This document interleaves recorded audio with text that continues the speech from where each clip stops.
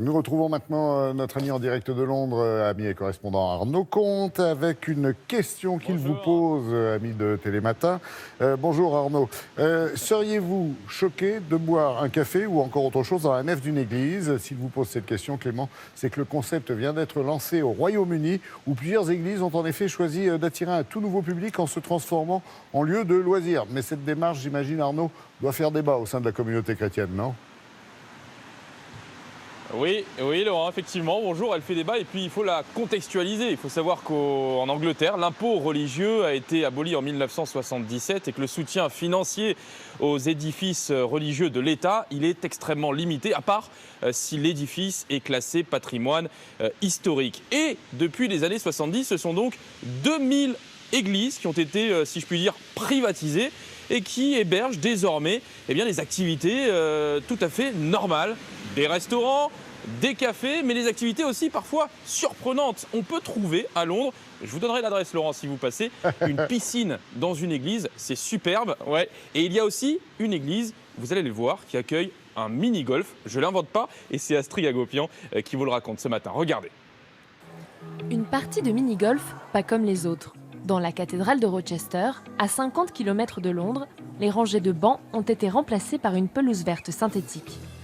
La nef de cette église anglicane est devenue un terrain de mini-golf, une idée du révérend qui observait une baisse de la fréquentation. Les gens peuvent passer du bon temps dans la cathédrale. Ça les attire, et souvent des gens qui ne sont jamais venus ici. Il y a un véritable but éducatif. Cette drôle d'initiative à temps partiel est un succès. La fréquentation de la cathédrale a augmenté de 80% en un an. Les visiteurs sont conquis. Les enfants courent partout, ils se régalent. D'habitude, ils trouvent le décor un peu froid. Je suis assez surprise, mais j'aime bien. Je pense que c'est à la fois bizarre et brillant. Ça amène les gens à venir observer une magnifique cathédrale, quelle que soit leur religion ou leurs intérêts. Évidemment, le concept n'est pas apprécié par tous, et notamment certains hommes d'église. S'intéresser à Dieu, c'est essayer de savoir d'où on vient, où on ira après notre mort, ou comment changer le monde. Et je ne pense pas qu'un mini-golf puisse répondre à ces questions-là. Sur les réseaux sociaux, un prêtre ordonné dans cette cathédrale se dit embarrassé.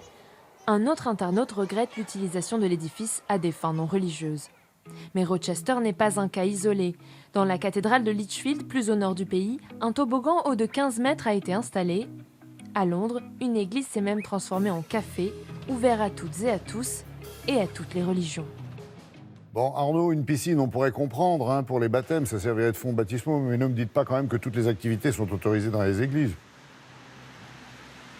Alors non, elles ne sont pas toutes autorisées, évidemment, et surtout elles sont régulées par un organisme qui est chargé, je cite, du déclassement des édifices religieux de l'Église d'Angleterre. Et l'un de ses responsables a accordé une interview il y a quelques mois. Il expliquait que par exemple, évidemment, il était inenvisageable de créer un planning familial, de créer un sex shop.